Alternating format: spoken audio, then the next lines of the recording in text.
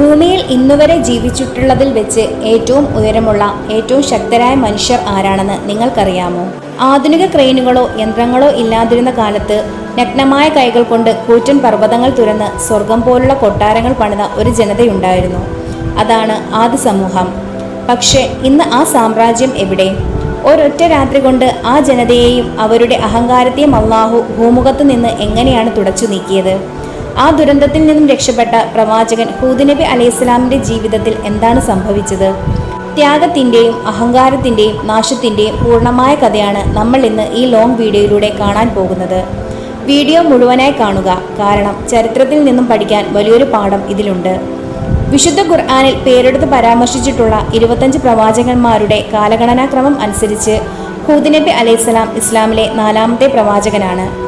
നമ്മുടെ ചരിത്രം തുടങ്ങുന്നത് ലോകം കണ്ട ഏറ്റവും വലിയ മഹാപ്രളയത്തിന് ശേഷമാണ്.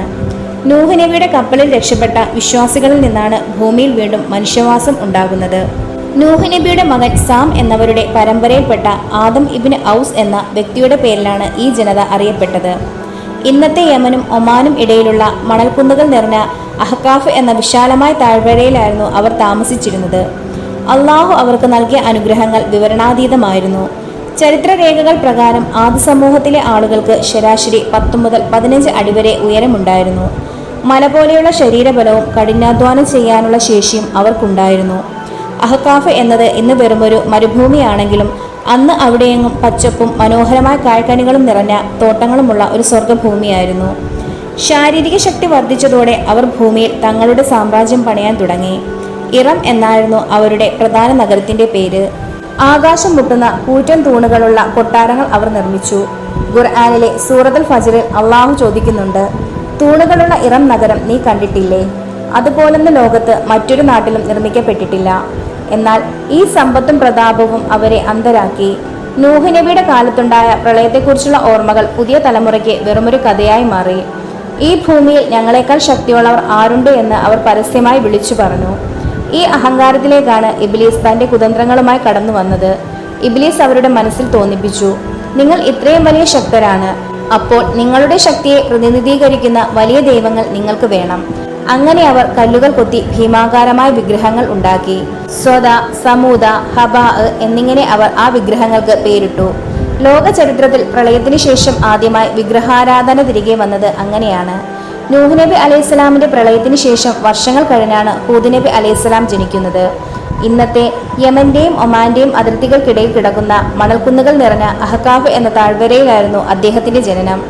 അഹ്കാഫ് ദേശത്ത് ജീവിച്ചിരുന്ന ചരിത്രത്തിൽ ഏറ്റവും ശക്തരും സമ്പന്നരുമായിരുന്ന ആദി ഗോത്രത്തിലെ ഏറ്റവും മാന്യവും കുലീനവുമായ ഒരു തറവാട്ടിലാണ് അദ്ദേഹം ജനിച്ചു വളർന്നത്. ചരിത്രകാരനായ ഇബ്നു ജരീറിന്റെ രേഖകൾ പ്രകാരം ഹൂദ് നബിയുടെ വംശാവലി എങ്ങനെയാണെന്ന് വെച്ചാൽ, നൂഹ് നബിയുടെ മകൻ സാമിന്റെ 5ാമത്തെ തലമുറയിലാണ് അദ്ദേഹം ജനിക്കുന്നത്. ചില ചരിത്ര ഗ്രന്ഥങ്ങളിൽ അദ്ദേഹത്തിന്റെ പിതാവിന്റെ പേര് അബ്ദുള്ള എന്നും പരാമർശിച്ചു കാണുന്നുണ്ട്. വിശുദ്ധ ഖുർആനിലോ വിശ്വസനീയമായ ഹദീസുകളിലോ ഹൂദ് നബിയുടെ മാതാവിന്റെ പേര് കൃത്യമായി രേഖപ്പെടുത്തിയിട്ടില്ല. ചരിത്രരേഖകൾ പ്രകാരം അദ്ദേഹം ഇടത്തരം ഉയരമുള്ളതും സുന്ദരനും നല്ല സ്വഭാവ ഗുണമുള്ള വ്യക്തിയുമായിരുന്നു. ആദി സമൂഹത്തിലെ മറ്റു മനുഷ്യർ ഭീമാകാരമായ ശരീരമുള്ളവരും അഹങ്കാരികളുമായിരുന്നപ്പോൾ ഹൂദ് നബി അലൈഹിസ്സലാം ചെറുപ്പം മുതലേ അങ്ങേയറ്റം സൽസ്വഭാവിയും കരുണയുള്ള ആളുമായിരുന്നു. അറബ് വംശത്തിൽ ജനിച്ച അദ്ദേഹം ചരിത്രത്തിൽ ആദ്യമായി അറബി ഭാഷ സംസാരിച്ച പ്രവാചകരിൽ ഒരാളാണ്. ചെറുപ്പം മുതലേ കള്ളം പറയാത്ത സൽസ്വഭാവിയായ യുവാവായിരുന്നു അദ്ദേഹം. ജനങ്ങൾ അഹങ്കാരത്തോടെ പാവപ്പെട്ടവരെ അടിച്ചമർത്തുമ്പോഴും വിഗ്രഹങ്ങൾക്ക് മുന്നിൽ തലകുനിക്കുമ്പോഴും ഹൂദ് നബി അലൈഹിസ്സലാം അതിൽ നിന്നെല്ലാം അകന്നു നിന്നു. തന്റെ 40ാമത്തെ വയസ്സിലാണ് ഹൂദ് നബി അലൈഹിസ്സലാമിനെ അള്ളാഹു പ്രവാചകനായി തിരഞ്ഞെടുക്കുന്നത്.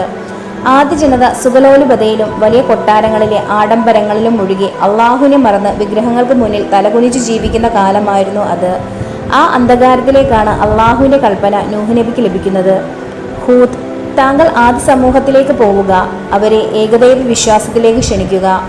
അതുവരെ ആ നാട്ടിലെ ഏറ്റവും മാന്യനായ, എല്ലാവരും ആദരിക്കുന്ന ഒരു സാധാരണക്കാരനായി ജീവിച്ച ഹൂദ് നബി ആ നിമിഷം മുതൽ അള്ളാഹുവിന്റെ സന്ദേശവാഹകനായി മാറി. തന്റെ പ്രിയപ്പെട്ട ജന്മനാടായ അഹ്കാഫിലെ തെരുവുകളിൽ ഇറങ്ങി അദ്ദേഹം ജനങ്ങളോട് സത്യം വിളിച്ചു പറയാൻ തുടങ്ങി. എൻ്റെ ജനങ്ങളെ, നിങ്ങൾ അള്ളാഹുവിനെ മാത്രം ആരാധിക്കൂ. അവൻ നിങ്ങളെ എത്രയോ അനുഗ്രഹിച്ചിരിക്കുന്നു. ഈ വിഗ്രഹങ്ങൾ നിങ്ങൾക്ക് ഒരു ഉപകാരവും ചെയ്യില്ല. പക്ഷേ പ്രതികരണം കഠിനമായിരുന്നു. പ്രമാണിമാർ അദ്ദേഹത്തെ വളഞ്ഞു. അവർ പറഞ്ഞു, ഹൂദ്, നിനക്ക് ഭ്രാന്താണ്, നിന്റെ തലയ്ക്ക് വെളിവില്ല. ഞങ്ങളുടെ പൂർവികർ ആരാധിച്ച ദൈവങ്ങളെ ഞങ്ങൾ കൈവിടില്ല. നീ ഞങ്ങളെപ്പോലെ ഒരു സാധാരണ മനുഷ്യനല്ലേ? അവർ അദ്ദേഹത്തെ ക്രൂരമായി മർദ്ദിക്കുകയും പരിഹസിക്കുകയും ചെയ്തു. തുടർച്ചയായ ജനങ്ങളുടെ സത്യനിഷേധത്തിന് അള്ളാഹു ആദ്യത്തെ ശിക്ഷ നൽകി, കഠിനമായ വരൾച്ച. നീണ്ട 3 വർഷം ആകാശത്തു നിന്ന് ഒരു തുള്ളി മഴ പെയ്തില്ല. എങ്ങും പച്ചപ്പും അരുവികളും ഉണ്ടായിരുന്ന ആദ് സാമ്രാജ്യം കരിഞ്ഞുണങ്ങി. ജനങ്ങൾ പട്ടിണിയിലായി. ഈ സമയത്തും ഹൂദ് നബി അവരുടെ അടുക്കൽ ചെന്ന് പറഞ്ഞു, ജനങ്ങളെ, ഇപ്പോഴും വൈകിയിട്ടില്ല. നിങ്ങൾ നിങ്ങളുടെ തെറ്റുകൾ ഏറ്റുപറഞ്ഞ് അള്ളാഹുലേക്ക് മടങ്ങുക, പാപമോചനം തേടുക.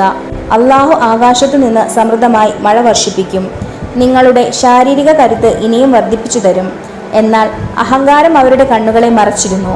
അവർ പറഞ്ഞു, ഹൂദ്, നിന്റെ ദൈവത്തിന് ഞങ്ങളെ ഒന്നും ചെയ്യാൻ കഴിയില്ല. നിനക്ക് കഴിയുമെങ്കിൽ ആ ശിക്ഷ ഇങ്ങോട്ട് കൊണ്ടുവരൂ.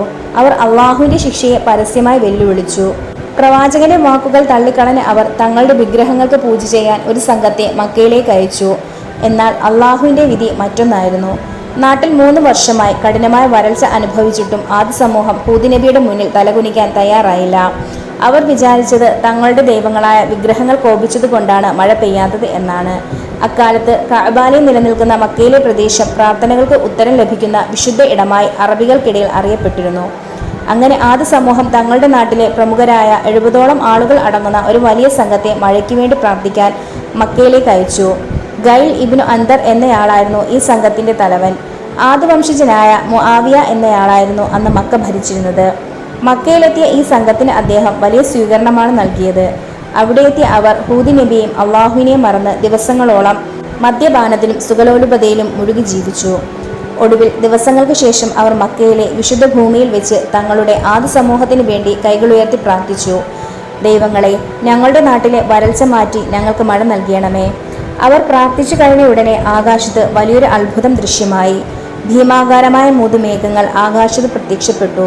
ഒന്ന് വെളുത്ത മേഘം, മറ്റൊന്ന് ചുവന്ന മേഘം, മൂന്നാമത്തേത് കറുത്ത മേഘം. അതേസമയം ആകാശത്തു നിന്ന് ഒരു അദൃശ്യ ശബ്ദം കേട്ടു, ആദ് സമൂഹത്തിന്റെ പ്രതിനിധികളെ, നിങ്ങളുടെ നാട്ടിലേക്ക് ഇതിൽ ഏത് മേഘമാണ് വേണ്ടതെന്ന് നിങ്ങൾക്ക് തിരഞ്ഞെടുക്കാം.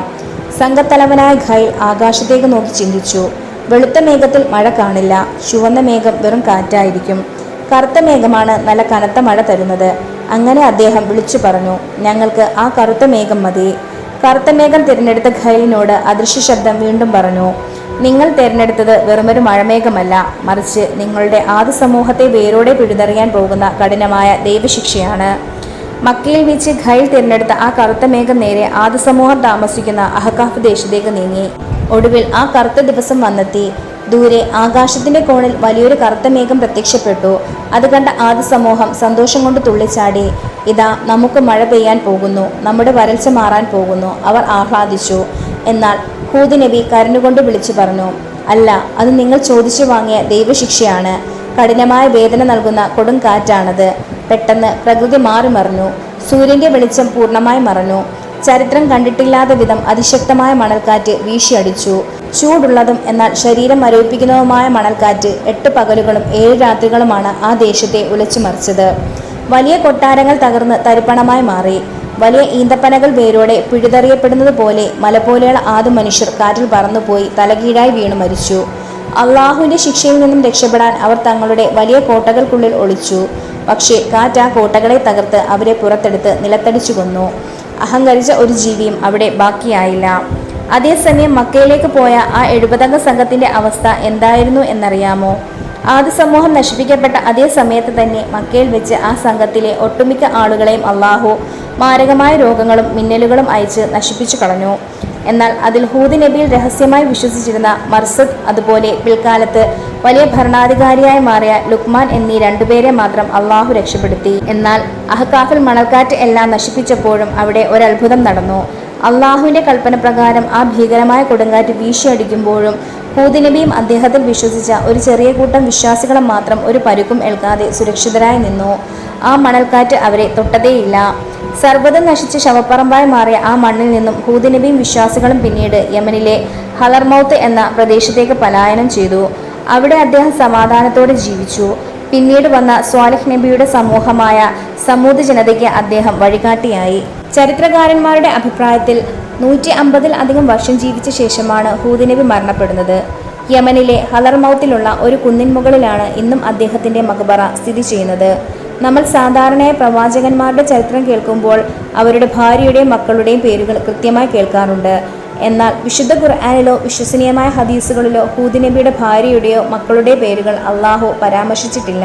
എങ്കിലും ചില പുരാതന ചരിത്ര ഗ്രന്ഥങ്ങളിൽ പ്രവാചകന്റെ കുടുംബജീവിതത്തെക്കുറിച്ച് ഒരു സംഭവം രേഖപ്പെടുത്തിയിട്ടുണ്ട്. നാട്ടിൽ കഠിനമായ പട്ടിണിയും വരൾച്ചയും ഉണ്ടായപ്പോൾ ഹൂദ് നബിയുടെ ഭാര്യ അദ്ദേഹത്തോട് ചോദിക്കുമായിരുന്നു, ഹൂദ്, നീ പ്രവാചകനാണെങ്കിൽ നിന്റെ ദൈവത്തോട് പറഞ്ഞ് ഈ വരൾച്ച ഒന്ന് മാറ്റിത്തരുമോ? നിനക്ക് ഞങ്ങളെ ഈ ദാരിദ്ര്യത്തിൽ നിന്ന് രക്ഷിക്കാൻ കഴിയില്ലേ? അള്ളാഹുവിന്റെ പരീക്ഷണങ്ങളെ ക്ഷമയോടെ നേരിട്ട ഹൂദ് നബിയെ ആശ്വസിപ്പിക്കുന്നതിന് പകരം അദ്ദേഹത്തെ മാനസികമായി തളർത്തുന്ന രീതിയിലായിരുന്നു അവിടുത്തെ ഭാര്യ സംസാരിച്ചിരുന്നത്. എന്നാൽ പ്രവാചകൻ അതെല്ലാം പുഞ്ചിരിയോടെയും ക്ഷമയോടെയും നേരിട്ടു.